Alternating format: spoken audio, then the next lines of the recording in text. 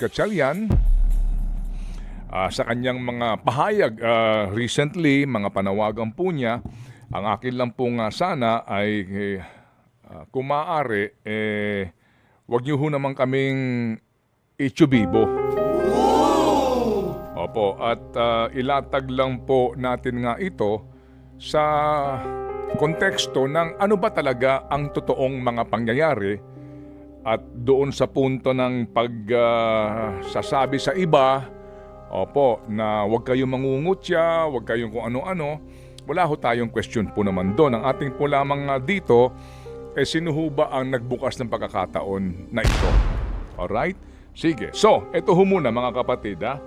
Ang pinakamainam po dito sa isyong ito, simulan po natin sa naging pahayag ni Secretary Gatchalian. Babasahin po ni Chacha yung actual quote niya dito. Marami siya sinasabi at mga panawagan. Gusto ko lang pong ilatag ito ng ganito pong paniniwala at paninindigan.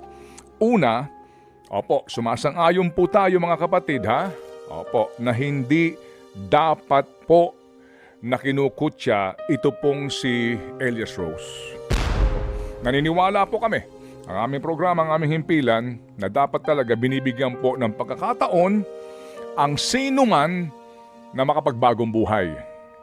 Binibigyan po ng pagkakataon ang sino man na nakatira po sa kalsada, lalo na ng pagkakataon po na maging maayos ang kanyang kabuhayan. At hindi po dapat kinukutya ang sino man ng dahil sa kanyang kalagayan ng estado sa buhay. We sincerely agree. Opo, at yung karapatan ng mga taong ito at ninuman sa kanya pong privacy. Alright? Ito muna po ang ating paghuhugutan dito para lang ho natin mailatag sa inyo itong isyong ito sa konteksto sa totoong mga pangyayari. Ano ba sabi po ni Secretary Rex Gatchalian? Sabi niya po sa kanya naging pahayag, "Can you imagine? Yung buong buhay mo nasa lansangan. Iahon ang sarili mo sa pangangalakal. Wala ka naman intensyon dyan sa 80,000 na yan. Ibinigay sa'yo, hindi mo hiningi. Kung matatandaan nyo, yung kwento niya, kaya siya nawala ng isang araw nung napicturan siya. Ayaw niyang pinag-uusapan siya kasi gusto niya lang ng tahimik at normal na buhay. Pero ngayon, pinag-uusapan na naman siya. Pangalawang beses na." Yan nga po ang naging pahayag ni DSWD Secretary Rex Gatchalian. At sinasabi niya, di ba, na huwag yung pagtawanan, huwag daw ho ninyong kutyain, huwag niyong gawa ng kung ano-anong mga meme, at igalang po yung privacy nitong si Rose at ng kanyang partner at bigyan siya ng katahimikan. Again, we strongly agree. Correct ka dyan, Secretary. Pero ito lang po. Bakit ho ba nalagay sa focus ng media at atensyon si Elias Rose? Pinakamainam po talaga dito ilatag natin. Kung totoo po, Secretary, na gusto niyo po ng isang matahimik na buhay sa isang case study ninyo, ang tanong namin, bakit kayo mismo ang nagtatawag sa media sa coverage nito? Mga kapatid, bago natin tunghayan on record itong kanyang mismo mga post sa media at ang kanyang media officer na nagtatawag ng media coverage dito, balikan lang natin po mabilis tong timeline nito May 27 nagsimula ito araw ng Martes. Nag-viral po yung post tungkol sa babaeng lumabas sa isang drainage canal diyan po sa kanto ng Rufino at Adelantado sa Makati. May 27. Okay. May 28 sa Facebook po ng DSWD, mismo si Secretary Rex Gatchalian, sinabi niya na nagpunta raw po yung kawani ng DSWD, yung kanilang pag-abot team sa naturang address para hanapin yung babaeng lumabas nga daw po sa drainage canal. Sakali daw pong matagpuan, magbibigay daw sila ng karampatang tulong at pansamantalang matitirhan. May 27, then May 28. Ang sinasabi pa po ni Secretary Gatchalian sa naging balita namin kanina, unique daw, hindi daw po unique itong kaso nitong si Elias Rose. Hindi unique. 5,000 na daw humigit ang kanilang mga benepisyaryo dito po sa kanilang programang ito. May 29, Thursday, nahanap po ng pag-abot team ang babaeng lumabas po sa drainage. Kung saan ito po'y dinala nila sa pag-abot processing center sa Pasay para daw po sumailalim sa assessment at komprehensibong intervention. Alright, mga kapatid, yung May 29 na iyan, hango din po sa aming record rito, ito rin po yung pong pakikipag-ugnayan ng DSWD sa media. Ang sabi daw po, pupunta si Secretary doon po sa kanilang processing center para kausapin at harapin ito pong si babae na si Rose na nag-viral. So meaning, siya mismo nag-invite sa media. Puntahan nyo kami dito, cover nyo kami. May 29, mga kapatid. And then, alright, nung May 30, nakabili na ho ng paninda si Rose para simulan po yung kanyang sari-sari store. May 30. So kung inyo pong tutunghayan yung mga petsang binabanggit ko, ito ho mismo ayon sa mga post, no? Okay? Ng DSWD mismo sa kanilang official Facebook at maging ng kalihim ng DSWD. May 31, Sabado, nasimulan na po ni Rose yung kanyang sari-sari store. Ulitin natin hindi po natin ito, kumbaga, hindi tayo tutol dito sa pagtulong Klaro po iyon. Ang akin lang pinupunto dito, sa mga sinasabi ngayon ng Secretary Rex Gatchalian, na para baga sinasabi niya, lubayan nyo ito, bigyan nyo ito ng privacy, pero sandali lang. Kung totoo na gusto ninyong manahimik itong si Rose, kung totoo, na ayaw nyo siyang pagpiestahan, Secretary, ba't ka sumakay mismo sa kaso ni Rose? Bakit nyo mismo sinakyan ang isyong ito?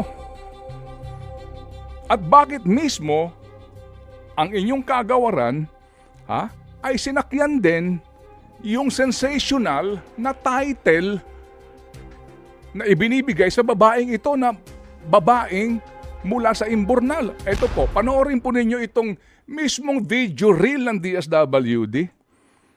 Andyan pa sa ating visuals? Ipalabas natin. Ang DSWD, mayat maya, ang babae sa Imbornal, sino nga ba siya?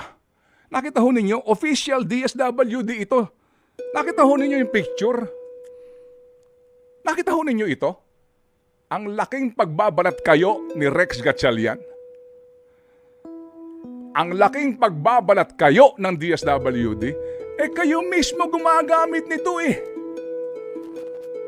Ang babae sa Imbornal, sino nga ba siya? Yung picture ng babae, nakagapang doon, halos kakaalis lang nung buta sa Imbornal. Isa lang yan. Ilan itong video reel na maaari mo mapanood ngayon? Panoorin po ninyo, bilang patunay po sa akin sinasabi dito. Magpakatotoo po tayo sa isyong ito, Secretary Gatchalian. At huwag nyo sisihin ang kung sino-sino lang. Kasi mismo mga kapatid, no? Dito po sa mga video reel na ito, ang kaakibat na istorya nito, siya. Naandun doon siya. At kaharap niya itong babaeng ito.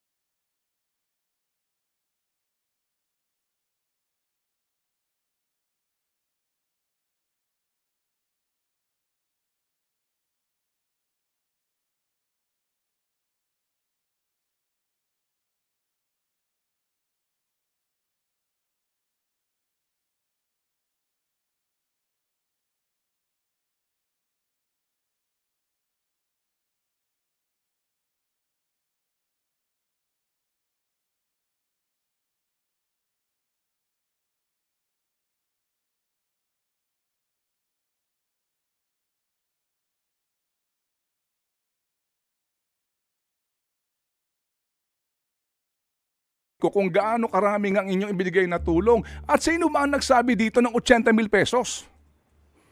Kaya ngayon, ang sinasabi po ninyo,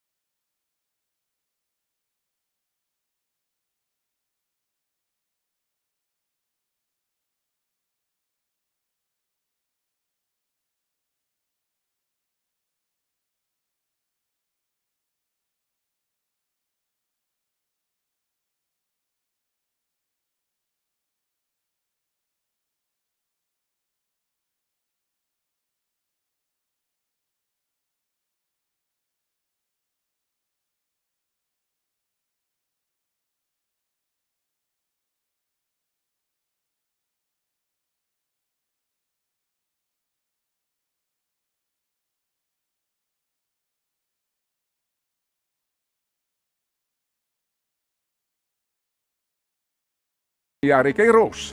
Dahil kayo mismo gumagamit ng title card at inyong pinagsamantalahan yung kanyang kahirapan para sa inyong pansariling interes.